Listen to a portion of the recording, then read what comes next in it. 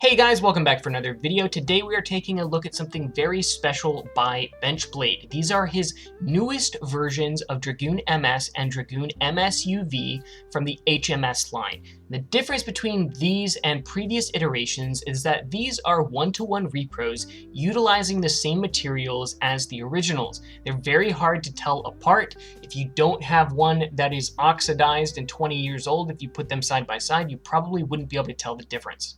Dragoon MS by Benchblade. Why are these such a big deal? We've had sort of reproductions in the past. However, they were largely created from different materials than the original, so it wasn't something that could be considered to be used in replacement of official parts, especially at like tournaments. The price point was also a lot higher. Benchblade has priced these super reasonably. I honestly think he could have increased the price a little bit, considering that he's basically foot the bill for this entire process of making these. These are one-to-one, so everything should be within spec of the original in terms of weight, in terms of material, and if you had these side by side, they would basically be indistinguishable. Without like having another one, an official one next to it. So we're gonna go ahead and get into this and sort of show you guys what you get with the box. So not only did he create his own box, but he also recreated the HMS cases, which is, you know, above and beyond. We also get a metal tool. So these are pretty cool. Get repro stickers as well. And so these are made from the same material as the original. I have my original one here as well, which we're going to take a look at side by side, and we're going to weigh some parts. But this is amazing. Like, the excitement that I have, like, the potential here is insane, guys. Like, I don't think everybody understands how crazy this is. Because there's a lot of HMS stuff that is not easy to get. They're very expensive. Dragoon itself is fairly expensive. Dragoon MS is expensive. Dragoon MSUV is very expensive. And if you're to try to get them new in box, they're like, it's ridiculous. So I've got my original one here as well. I've got a different disc than this one, but you know, we can still weigh everything else. But if it wasn't oxidized and, you know, 20 years old and a little bit worn out, I don't think you would be able to tell the difference. So don't have the stickers on it at the moment. Obviously this one's really oxidized. If I was to take this apart and polish it, it would probably be hard to tell, but obviously the one on the right is new and shiny. But looking at the mold points even as well, you would have a very hard time telling them apart unless you had them side by side. They're basically the same. I have to keep the parts separated. So the color is a little bit different on the actual core here for the rubber, but texturally it's basically the same. The other thing too that this solves is one of the major failure points for these running cores this far into the life of HMS is the tabs tend to break, and the bit chips also tend to break. These are typically the points of failure, these two things right here.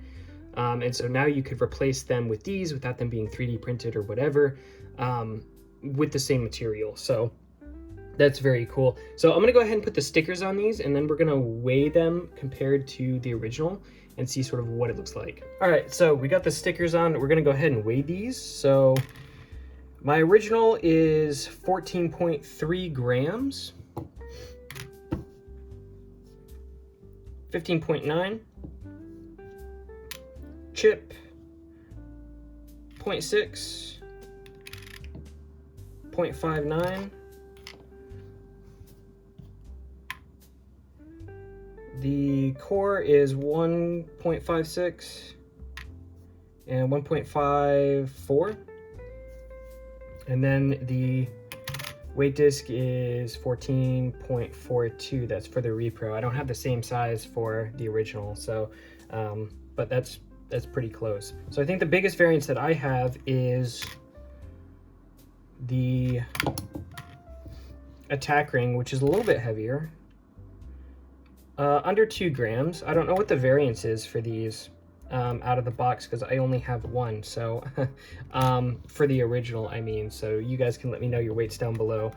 But keep in mind that one of these is also 20 years old. So I'm not sure that it's necessarily a fair comparison. As you can see, this one's pretty worn out.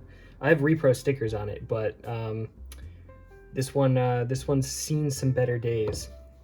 So here it is, all put together. Very shiny, very new looking. Altogether, it comes in at 32.5 grams. So if you guys want to compare weights, you guys have an official one. We also have MSUV here. So this one's a big deal for the competitive community that plays HMS because these cores, this is considered probably like the best attack option for HMS.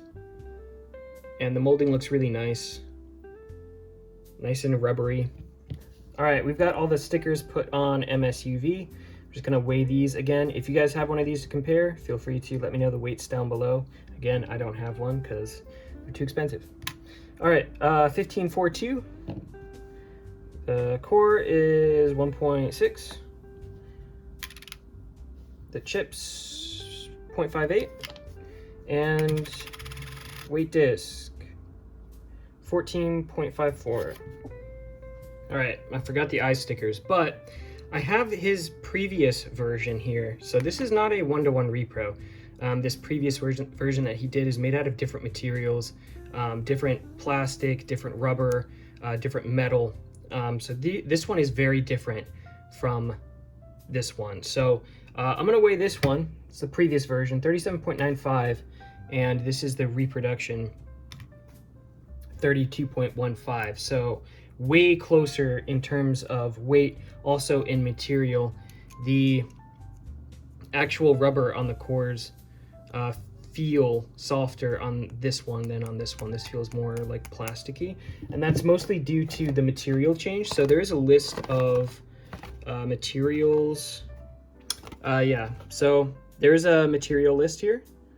So we've got thermoplastic polyurethane rubber, Shore 80A, zinc Zamac 3, and stainless steel 316L. So there are some screws on this. So all right, so let's go ahead and go to the stadium and we'll do a couple battles. So again, guys, the reason why this is so important is because of all of the generations, Plastic Gen and HMS tends to be one that people want to get into, but the price point is so high specifically for HMS. HMS has a really rich competitive scene. The average person is not able to accumulate enough parts to be able to really spend time actually customizing with the system. So this is huge because, you know, if these do well, that leads into other stuff. You know, maybe Dranzer Repro, Wolborg Repro, you know, maybe even the more expensive, more rarer stuff. This is a really big deal. So anyway, and the price point's insane. I'm just gonna be honest. I was talking to him a little bit and he told me the price. I was like, what, really? Are you sure? I don't know, maybe people be mad that I said that, but like, I don't think you guys realize how expensive it is to produce something like this. It's very expensive. So I've got a couple other HMS here. We're gonna throw these up against the Dragoons and sort of see how they do. We're gonna do Dragoon MS first. I need to get a grip for HMS now.